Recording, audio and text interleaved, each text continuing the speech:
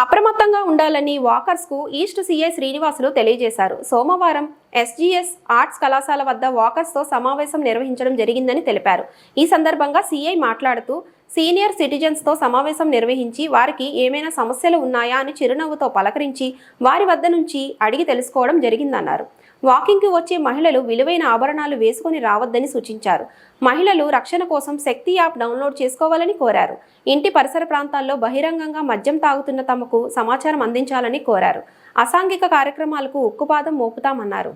అనుమానిత వ్యక్తులు ఉంటే తమకు సమాచారం అందించాలని కోరారు.